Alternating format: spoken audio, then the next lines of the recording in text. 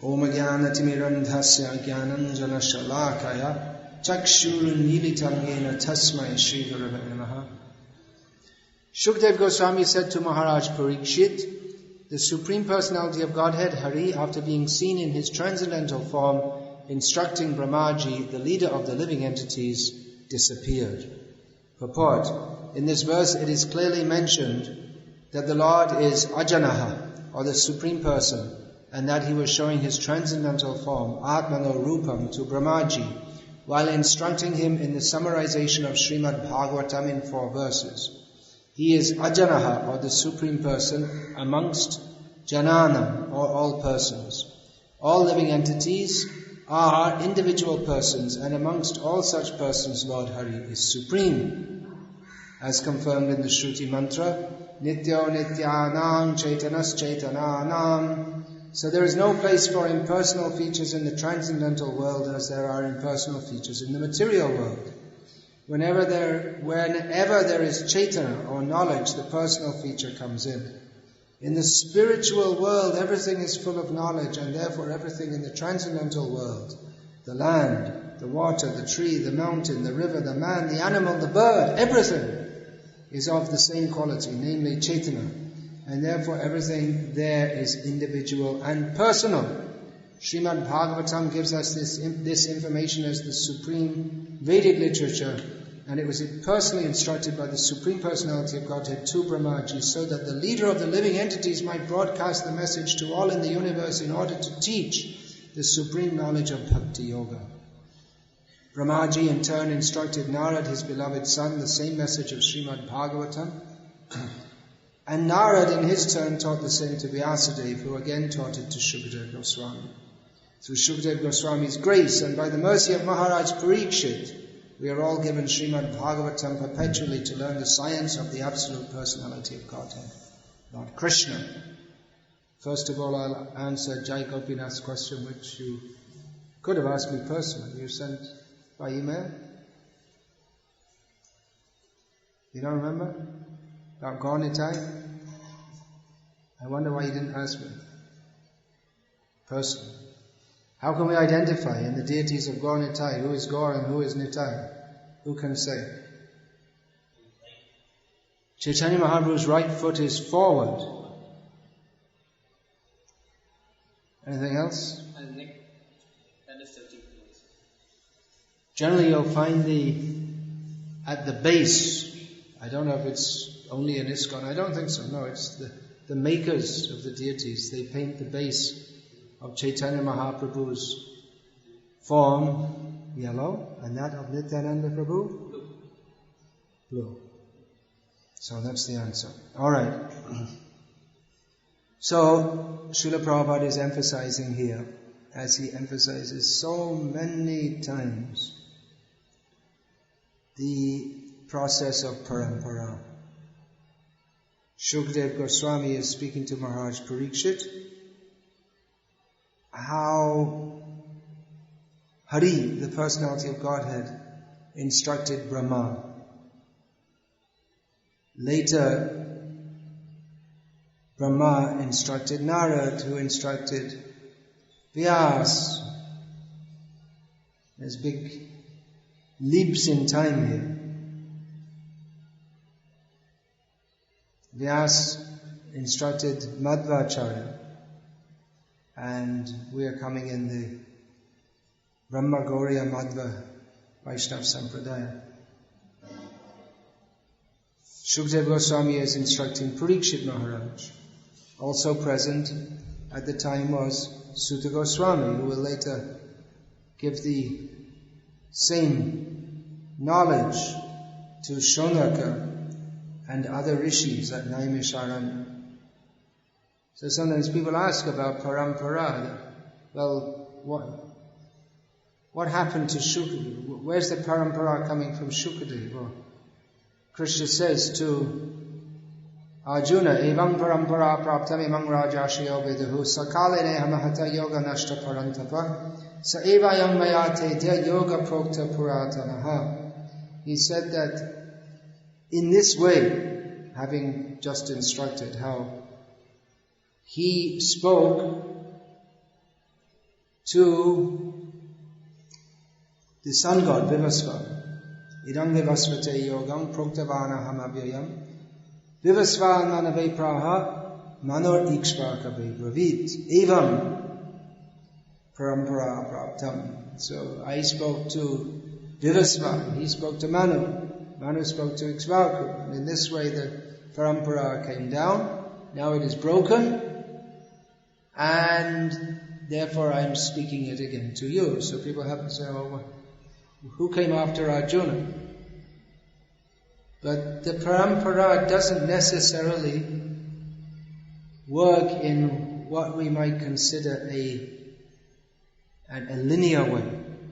Krishna says, I spoke to Vivasva, he spoke to Manu, he spoke to Ikshvaku. But just like we see here, Vyasa instructed Shukadev, he instructed many others also. He instructed Shukadev Goswami instructed Parikshit Maharaj, but Parikshit Maharaj didn't, the knowledge of Bhagavatam that we're getting doesn't come. We don't find the next speaker is Parikshit Maharaj, although he did actually speak.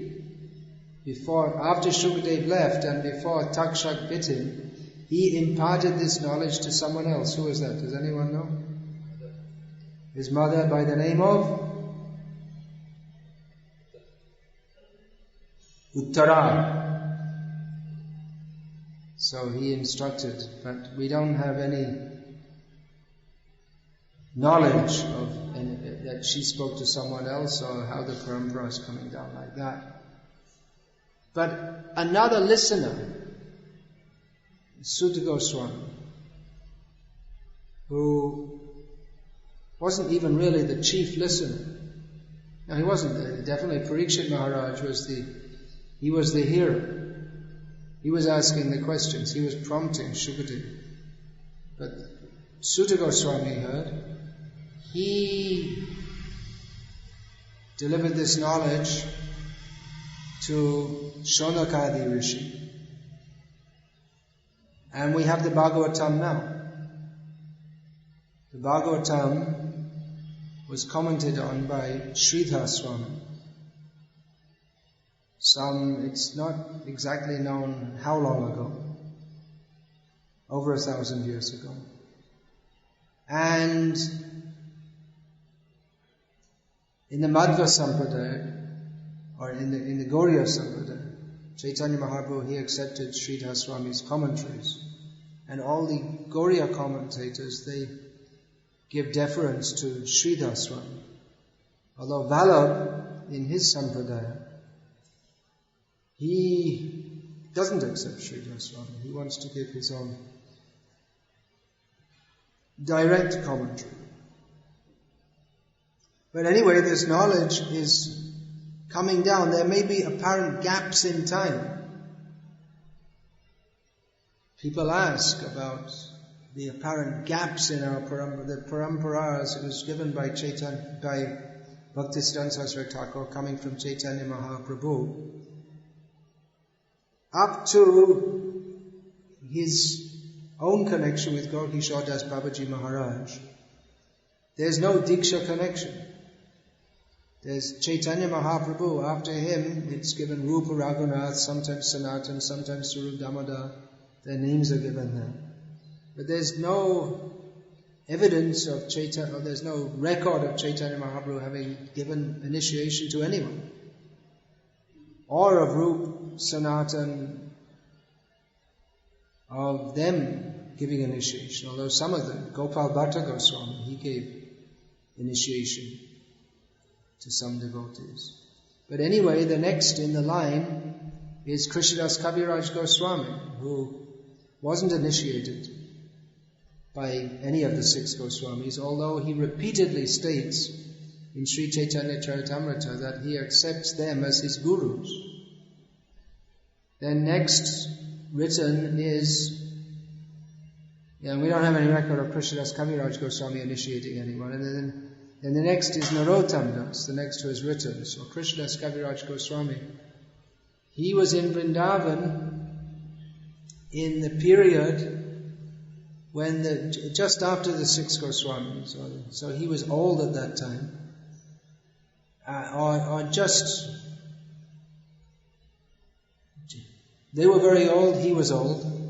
Then Narottam Das was also there, maybe a little after Krishnadas Kaviraj Goswami. As a young boy, he was receiving instruction from Jiva Goswami. So they're practically at the same time. But there's no Diksha connection. Or we don't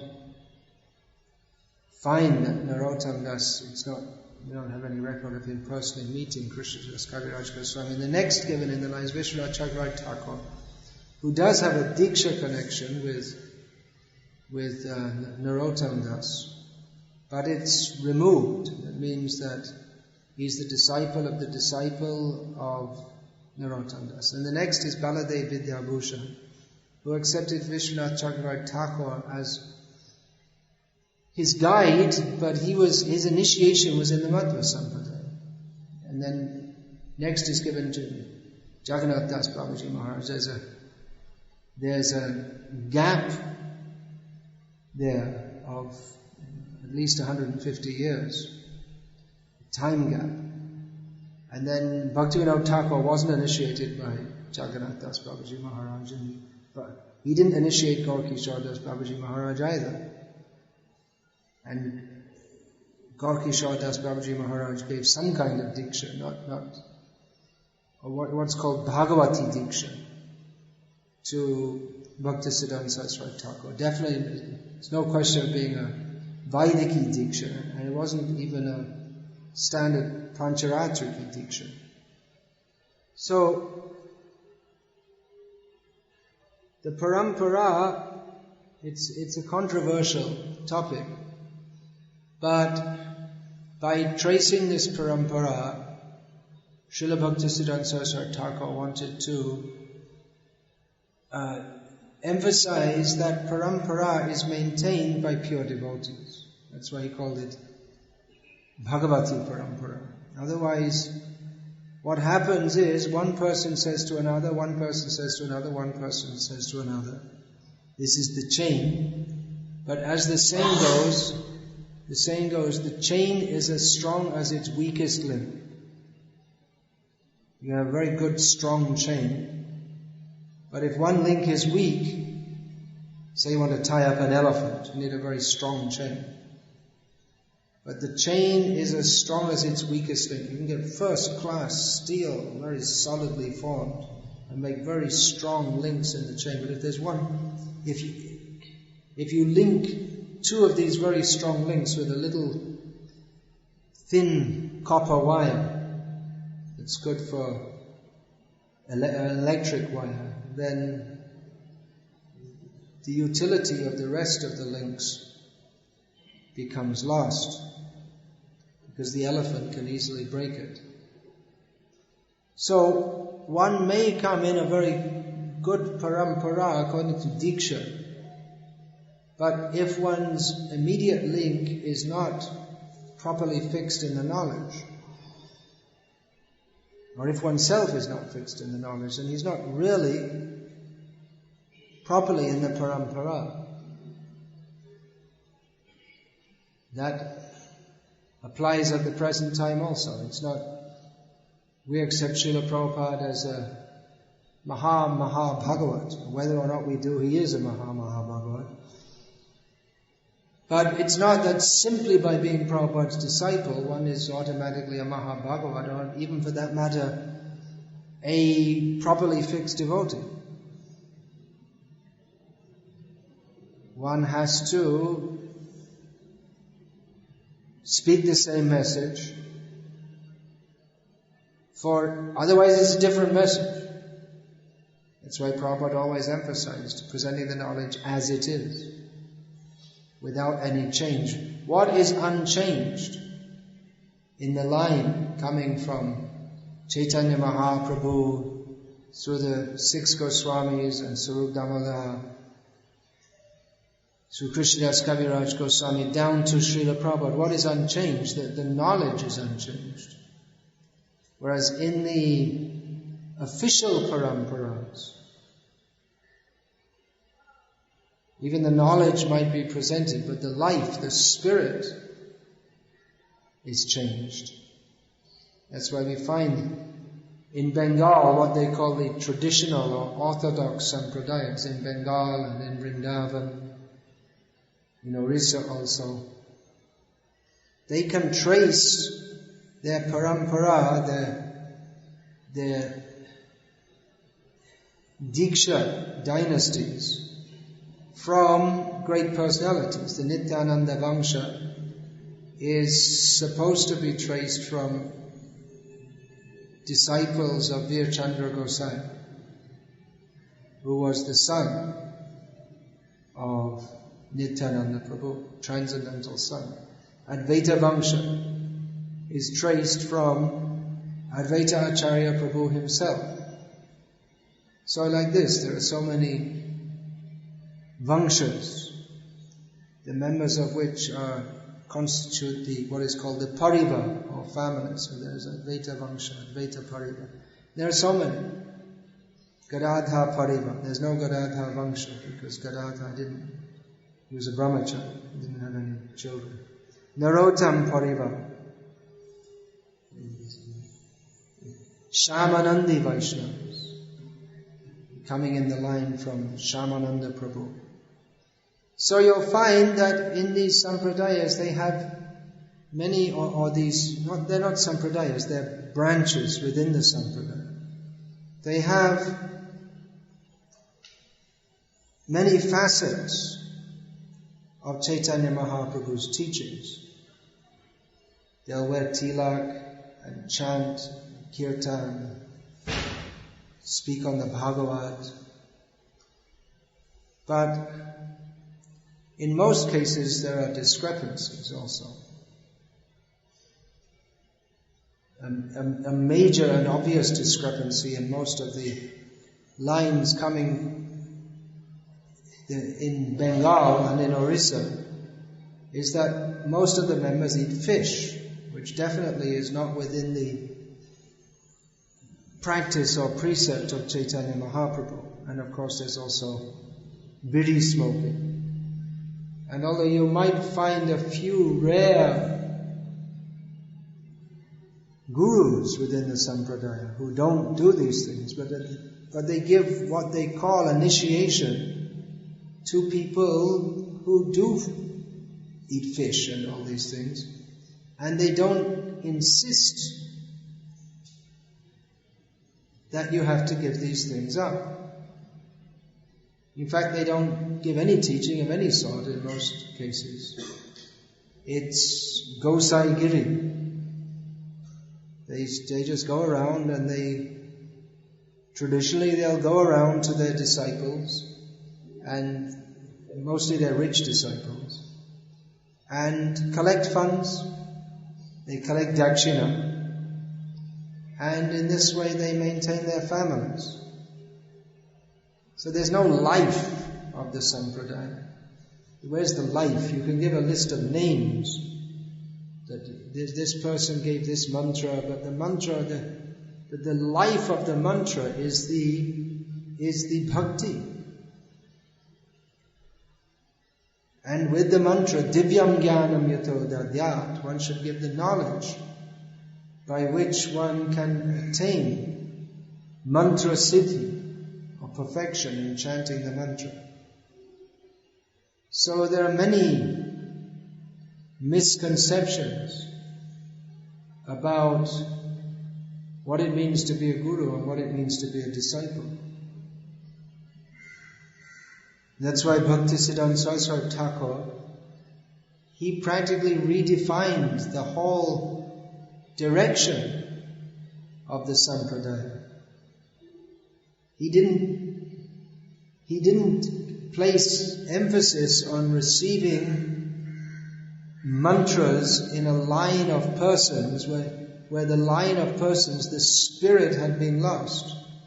But he placed emphasis, he didn't de-emphasize Diksha, but he emphasized that without the connection, parampara, we have to come into the shelter of a parampara, but unless the connection is there, with the great devotees or the representatives of Krishna, then we don't get Krishna.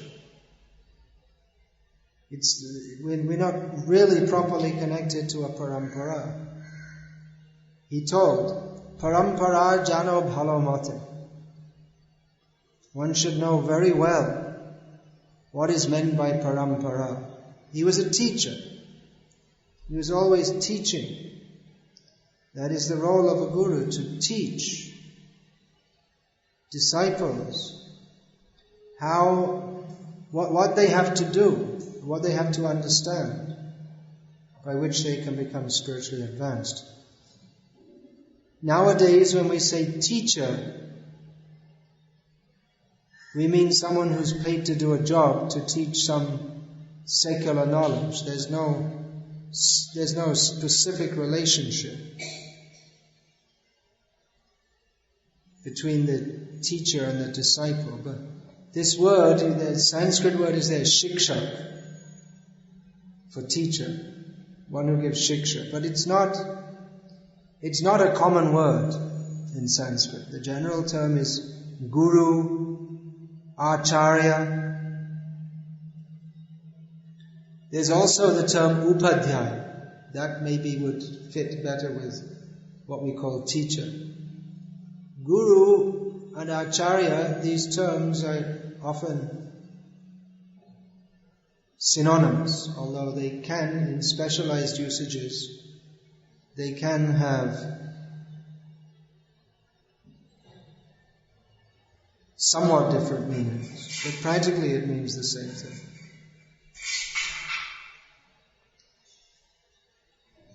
So the relationship between the guru and the disciple, it's not like that between the teacher and the student in the modern age, where the teacher teaches to fulfill his own purpose. His own purpose is to get some money. And the student learns for his own purpose. His own purpose is to get qualifications so he can earn some money. There's no commitment from the student side toward the teacher, save that within the very limited context of his temporary learning from him. And from the teacher's side, what he's teaching, he might be interested in it, but for him it's a means to a not very laudable end. Whereas guru, now of course there can be a dancing guru, just like Arjuna. He became a dancing guru. How to learn he was taught when he was eunuch for 1 year. He became a dancing guru. Or you can have a music guru, or guru in so many different facets of Vedic knowledge. But in the full sense of the term, guru means ajnana timirandhasya jnananjana shalaka chakshura militam yena tasmai shri gurave namaha. The guru is worshipped for removing the ignorance which thwarts all our endeavors for happiness. That parabhavasthavadabodhajata yavanya jidnyasata atmatattvam. We're always defeated in our endeavors for happiness as long as we don't inquire into the science of the absolute truth, the science of the self.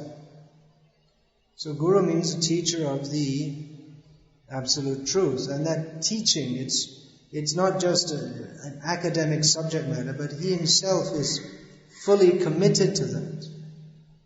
He teaches not because he needs to do so for getting some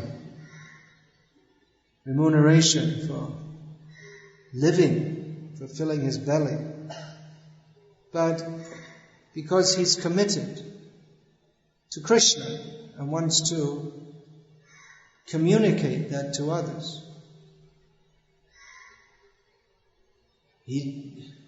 Therefore, the qualification to become a disciple is that one is prepared to be as committed to learning as the teacher is to teaching. And how does he teach? It's by his very life. Achinoti ashastrartam achares tapyatyapi swayam acharate yasmat acharyas tena kirtitaha. Acharya is one who knows the shastric conclusion and teaches that to others, not only by precept, but by his own personal example also. So he's fully committed, and he wants to instill that in the disciple. So the guru means heavy, and to be a disciple, one cannot be light. It's nothing shallow.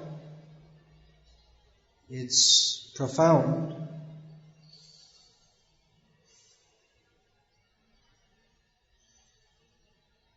We often think of smiling guru. In Russia, I saw once they made a collage of picture of Prabhupada smiling, and surrounding him were many of the sannyasis who are initiating on Prabhupada's behalf within Russia. And every face they had, they're all smiling. So it's like they made a rule. Guru must smile. It's the most important thing he should do is smile. If he smiles, it makes me feel good. So that's the Guru's job. He makes me feel good. I'm feeling not very good, I'm feeling miserable, and the Guru makes me feel good. But his job or his service to his Guru is not simply to smile at people, not to blow on their boils. Prabhupada gave this example in Rishikesh, when Prabhupada was giving lectures every evening while sojourning in Rishikesh. I believe it was June, thereabouts, 1977. Maybe May or June, whatever. So every evening he was giving lectures, and at the end of one of his lectures, someone protested that, "Why are you so strong?" Prabhupada said, "I have to be. You have to use the knife to cut." So he gave the example of a surgeon. That someone has a boil, you can come and blow on it. That may give some very slight temporary relief, but it doesn't cure the condition. Cutting is required.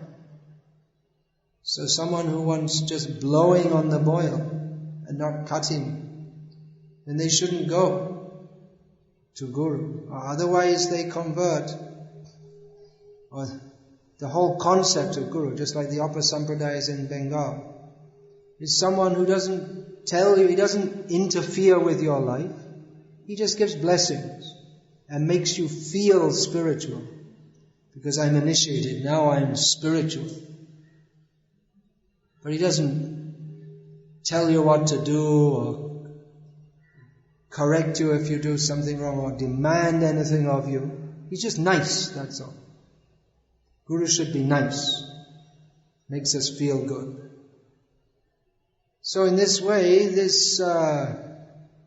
because they're not representatives of Shukadeva Goswami, they're not representatives of the parampara, even though they may be able to say, well, my Guru was such and such, and his Guru was such and such, and his Guru was such and such, and you go all the way back to Advaita Prabhu. So I may say, well, that's Advaita Prabhu, the personality of Godhead. But who is Advaita Prabhu and who is you?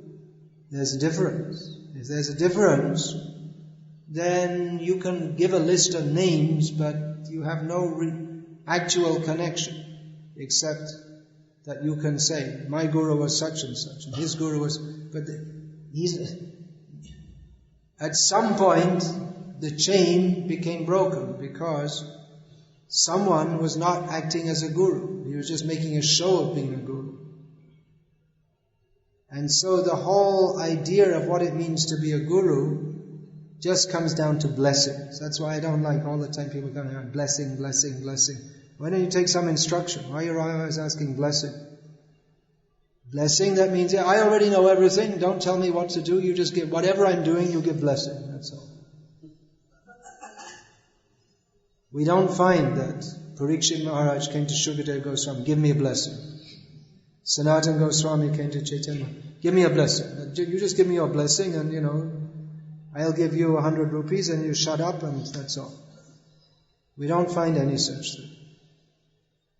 Ke ami kene amai jare ta patroy. Who am I? Why am I suffering in this material existence? Sanatana Goswami asked Chaitanya Mahaprabhu. Parikshit Maharaj asked Shukadeva Goswami, what is the duty of every human being, especially of one who is about to die?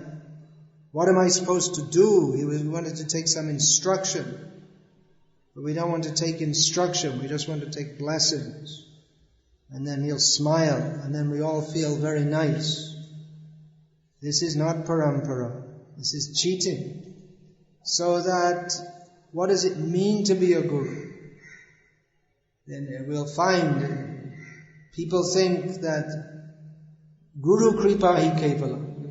That's there in Shastra. But what is that Guru Kripa? Just, he looks at you and smiles, and then you give him a big meal and some dakshina, and then that's all.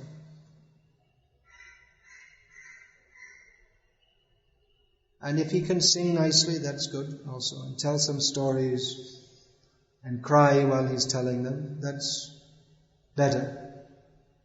Otherwise, the idea came that, well, just because he's in the Advaita Parivar, or Nityananda Parivar, therefore automatically divine, because he's descendant of these great persons. So we may have the same idea. Well, someone is disciple of Prabhupada, therefore must be divine. You have to see a disciple, they're actually following, or they're not. Are they following? Are they teaching as Prabhupada teaches? Sometimes I think if Prabhupada was here now, that he'd be rejected within ISKCON for being too strong or not reasonable or doesn't know how to preach properly and doesn't know how to deal with people, because Prabhupada was so strong. That's often condemned in our modern ISKCON. Prabhupada said to act as I do, speak as I do, but if you do that, then it's not much appreciated. If one attempts to do so, it's not much appreciated. So, what is ISKCON? ISKCON should mean that's following Prabhupada, because Prabhupada followed the parampara.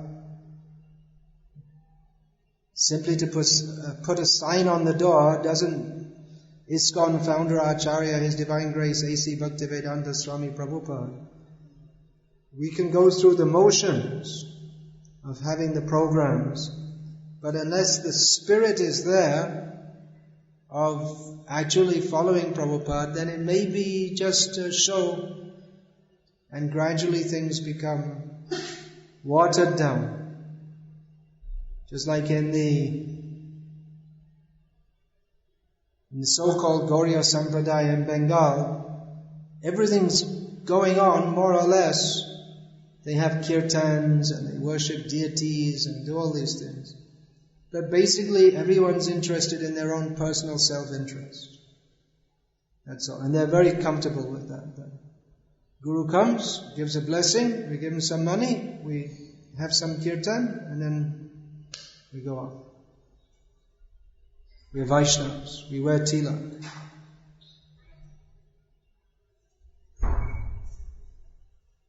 So, That may give us the feeling that I'm religious, I'm pious. But love of Krishna, which Chaitanya Mahaprabhu came to give, that requires surrender. That requires giving up one's perverted sense of self-interest and actually entering into the spirit of the Shikshashtaka. Mat prananatas tusa eva napa. That we are fully giving ourselves to Krishna.